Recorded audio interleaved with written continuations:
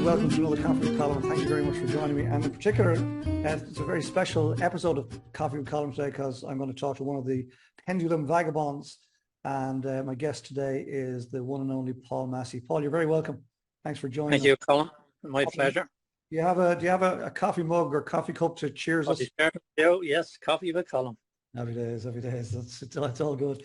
So, Paul, great to have you here. It was lovely spending time with you at Pendulum in Dublin in January, and just really want a quick chat, if that's okay. What's going on for you as a result? Please just introduce yourself, who you are, what is it you do, have done briefly, where people can find you. Thanks, Paul. Paul Massey. I'm a serial entrepreneur. I've been in business for 40 years at different levels and different types of businesses, specialising in retail. I reared a family of 4 and they're all adults now. Been very heavily involved in sport all my life as a volunteer and coach, manager, mentor, etc. And that's been the safety valve on living such a busy life in work. As you know yourself, Colm, it's 16-hour days, 7 days a week when you're self-employed. It can be. So that's who I am, and I currently sort of semi-retired. I was retired, but sure, you'd be gone off your head if you were doing nothing. So I tried playing the golf thing, but it's not for everybody. No, it's not. I haven't played around in my life, Paul. I haven't played around. Yeah. Doing so either. Yeah. We're going to get into the pendulum thing for a second, and I hope you don't mind me. I'll put you on the spot here if you don't mind. Just briefly. Yeah, sure. You shared with me when we met at Pendulum so much. You shared with me a very significant reason why you retired early on in your career. Do you mind telling us a little bit about that, or if that's not comfortable, don't? I know it was part of the reality of being a retailer. It was a young lad came in with a sawn-off shotgun and another lad with him with a hammer. And I had security staff and all this. This was a regular occurrence. Well, not so bad, but this one was particularly bad. And I just happened to be in the shop going home for dinner. I was coming back to lock up. I have a security guy, all the staff trained, computerized tills, and that had the extractor for the money. You put it into a floater and it goes down to the back office. Instructed simply just keep your tills empty, leave a float in it in case anything happens. Don't make eye contact, open the tills, don't have them smashing them. And the security then was to just keep everybody calm and just no heroes. And then, like, I just happened to be in the corner facing off wine, and when this happened, down on the ground, everybody just hold up down the ground. And like, I mean, I'm training people not to do this, and then I just reacted in that way, which was absolutely crazy. Went over, I lifted him up. I came in from the side behind. He was stepped into the store. And I lifted him up and threw him out onto the footpath. And he actually could have shot me, you know. And I think about 2 days later, I went into delayed shock, and I just thought, yeah, I'll be the richest man in the graveyard. So that was the beginning of the end, you know. I just started making ways to get out there. Okay. Well, the beginning of the end in one sense, and the beginning of the beginning in another sense. Absolutely. Yes. I'll tell you what struck me about it when you mentioned it to me on the day at Pendulum. What struck me about it was you said I had trained all my people to not do this, and I found myself doing it.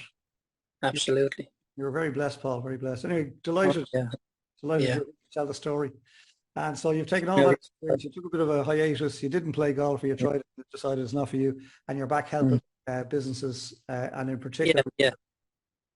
I have a few small clients there that would be young. One was a succession. A son took over the business from the father, and he was losing the lease on his property. Anyway, the long and short of it is, I knew he wanted to do this. He could have just walked away and left it, but he wanted to do it. So I got in there and rolled up my sleeves and used every ounce of experience that I had to help him to stay in business. And he's 5 years later, he's still fighting the great fight. And come here, great stuff, Paul. Thanks for that lovely introduction, and continued success with what you do. Keep up the good work. I mean, what you're doing is you're reaching back to the younger generation and you're passing on, as you say, every ounce of experience. That's a lovely phrase. Every ounce of experience you have. Right, Pendulum. You came along with a group of vagabonds. Did you enjoy it? Oh, it was fantastic. Yeah, it really was. And thank you, Colm, for the opportunity to come along with them people. What a great group of people. So nice. And you know, when you're in business, you have the blinkers on. You think it's you against the world. And I was at many of these sort of shows and that, and this one was particularly pleasant because of the group, and you feel part of a group of people where you could share thoughts and ideas, and it really was a safe place to you know, there's no such thing as a silly question, but I always seem to find one. So anyway, I was so impressed with so many young people, Caroline and Erica and Jane and Baby Jane Productions and that, and other people as well. But I think that girl Nicola Connolly Bourne really impressed me a lot as well, even though she missed the group photo. I felt sorry for her because she was getting another photograph somewhere else, and apparently she was late. I wanted to that. Come here, that's great, and you're right. It was a special event anyway, and I was delighted that so many people came along, and we just formed this little group within a very large group. But as somebody said already, it allowed us stay together, talk, share, question, and then shoot off and do our thing and come back again. Give us a little bit of an anchor. Happy days. So in terms of who spoke from stage, do you have a standout speaker that really spoke to you, and why? Well, they were all brilliant. I mean, I took about 1,000 photographs, and because I'm sports orientated, I've been a volunteer all my life and a coach and manager, as I said. And Harry Redknapp and Lisa Fallon was the one I was looking forward to most. But I have to say, Brent Pope was brilliant. Such a powerful subject, and then to bring out the elephant, wheel it out, I thought, whoa, that's proper coming with a bang. And I loved the doctor from the London Business School about how we communicate, and how he said, you know, the doctor told him you could die if you don't give up smoking and drinking and exercise, and then when they measured that effect that it had on the patient, I couldn't believe it. They're all gone back at just the odd cigarette or just the odd glass of wine. So to deliver that information with visualization, I thought, what a brilliant, like, sort of analysis of how to really penetrate somebody. And then when they measured it then thereafter, it was up to nearly 90% that have maintained the doctor's communication. Yeah. So it is about communication, absolutely. And we're still trying to learn it, Colm. For sure. And come here, so Harry Redknapp was the one you had in mind with Lisa. That didn't disappoint, that slot didn't disappoint, I expect, no? No, he's a great man. He's a great guy. I love him, and I love his, like, and I loved relative to Harry Redknapp, Lonigan, the prison officer or the prison governor, and how he says don't lose the connection, the human connection. And Harry has that in abundance. He has that sort of, you can speak with kings or paupers and everyone in between, and he's the same guy. He's just a lovely person, and yeah, there's a lot of learning in him. And Lisa Fallon too, what a great girl, like, for a woman to achieve pro-license, brilliant. Fantastic. I love that. No, it's lovely. My eldest daughter, and my daughter is the eldest in my family, and things didn't go great for her, but she's such a great person, and she reminds me of Nicola Connolly Bourne. I suppose that's why I had an affection with. I looked into her LinkedIn there, and she's doing a thing called soul work and that, and she's really very good work she's doing, you know. Great person, and she was in our group as well. Very but good. Harry, Lisa, brilliant. I could talk about them all a bit. There was bits that I'm sure you understand. There was bits that I taken out of them all. Do you know what I like? What you just did there? You spoke about Harry Redknapp and Lisa, and then you brought John Lonergan into it. He was beautiful, man. Amazing. What an amazing Talk about such an empathetic soul, particularly, say, given his former life as governor of Mountjoy Prison. You'd expect him to be tough as nails. That's what I would have expected. Oh, and he was an absolute gent and spoke about humanity. But I like what you did there, which is connected what John was talking about with Harry Redknapp as a man, as an individual. Yeah. Kings are paupers, and you're 100% right. You're 100%. You've got that ability to operate across all levels of society. Yeah. He has that common touch, and for such an intelligent man, to reach into your soul and just to touch you, like brilliant human being, really is. And especially now in like all the trouble I'm just having, just trying to get connected with you, you lose the common, the human touch, human connection. We'll explain what happened. So we spent about 20 minutes trying to set up this particular call. Technical challenges. We're both dinosaurs. Let's call a spade, right? Oh, yeah. No, we'd no young 20-year-old something to sort us out. We got sorted in the end. So come here. You had a good time. Delighted. We were delighted to have you there. We all had a great time. I think we all got different things, even though we all heard the same words from the same people. We all heard them differently because we're all at different places, right? Loved the connection you drew there between Harry and John Lonergan. Loved that. Loved Brent Pope, of course, and the elephant. The next question really is, as a result of everything that you've experienced, have you made any changes since Pendulum?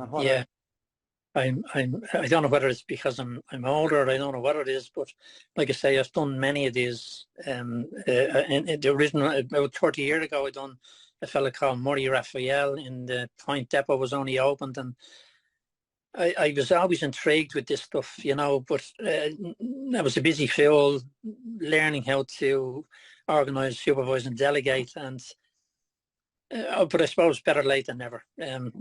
So I won't be too hard on myself, but I was really touched by this one because of the group effect, and I'm a great believer in teamwork, and I think you've been largely responsible for bringing this group of people together who never knew each other, never met each other, and then for it to click was just a fantastic thing, and it's true to my philosophy and how I think and how I operate. So I spoke to you about this as well, that I wanted to do events myself and on a small level for grassroots football clubs to introduce leadership and culture to them in a doable way, and also for small and medium enterprises, like similar to the clients that I have, looking for a little bit of a steer. And I'm just going to try and organise these people into a sort of a meeting whereby, or an event whereby they can come and get takeaways that they can use in their business or use in their clubs straight away, and really just sort of set them on fire and let them away.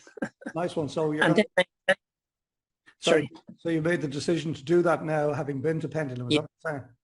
Yeah, I'm going to do this now. I've talking about it for long enough now, and I've just embarrassed myself. Well, come here. You've only put it on record for the rest of your life, right? It's only going out there to the wide web, so no pressure, right? Oh, but I'll tell you what. I'll make an offer. I'll help you. Right. I want to say that to you, Colm, because I spoke to you at one of the coffee breaks, and you were talking about something similar, and I said that's exactly what needs to be done. These people need a steer. I was looking around me at all these high-level business people, and like these are big companies, big money in a big venue. What about the grassroots guys? What about the working class guys who are self-employed and just need a little bit of a guidance? And, I'm working class, I'm proud of it, and I want these, that's the socialist in me. I want to do well for me and for my family, but I also want other people to do well too. And that's where the leadership stuff comes in that I've been studying for the last 30 years. I've done a Dale Carnegie leadership course about 30 years ago, and I've been intrigued by it ever since. And I think I successfully employed it in my life, and in all aspects of my life, work, home, sport, my passion. So yeah, I live by them principles, and I try and model it, train it and model it, and for better family, better community, better society, better world, hopefully. I love it. I love it. Paul, that's fabulous. That's fabulous. You've given a lot of thought, and I think you're right. I think you're living the you're a living example of it. You're not out there beating your chest about it, just quietly going along and living. And as you said earlier, you're passing it back to the next generation and beyond. So I'll put it on record too. If you're open to it, let's get together and we'll just figure out how we can start something. We'll start something, right, and see where it goes. How's that? Do you think you'll join us again next year at Pendulum? Yeah, we want to be at Pendulum again. Absolutely, it's a lifetime of learning, and yeah, cool. I'm up for that. All right, well, let's make it a date. So it's the 8th and 9th of January 2025, and anybody who's watching this and listening to it who wants to join us, there'll be a group of us little vagabonds getting together to go and rub shoulders with giants and ordinary people who all want a better world for themselves. I love what you said there, for yourself, for your family, for your community, for the world. So happy days. Yeah. Paul, a real pleasure chatting to you today. Thanks for sticking with the tech. You're a proper gentleman. I look forward to speaking to you soon. Likewise. So stay there for 2 seconds. I'll wrap this thing up and I'll come back to you for the very last word, if that's okay. So folks, there you have it. Thanks for joining us for this week's Coffee with Colm, myself and Paul Massey. I hope and trust as ever you got something from it. Please consider what's been shared here today by Paul and apply it into your thinking for this next week. And then very importantly, come back next week and we will share another coffee together. I hope to have another chat with another great Pendulum vagabond, and we'll ruminate on some other aspect of life together, life and business. In the meantime, get some great coffee for sure. Get some fresh air, get some R&R. If you spend too much time with other people, please take some time out and spend some time alone. And conversely, if you spend too much time alone, please go out and meet some people. And then when the time is right, and only when the time is right, get your head back in the game, get organized for the week ahead, get stuck in, make next week count. And I'll see you here this time next week for another Coffee with Colm. Sláinte. I'm going to pass to Paul Massey now in just 2 seconds for the final word. Sláinte. Sláinte. Love great coffee. Paul Massey, last word to you, my friend. Thank you for the invitation to the Vagabonds. I only met you on LinkedIn, Colm, and what a great meeting it was. I really enjoyed it, and I appreciate it, and allowing me to enjoy it too. And maybe next year, instead of 20, we have 200 Vagabonds, like-minded people. I love it.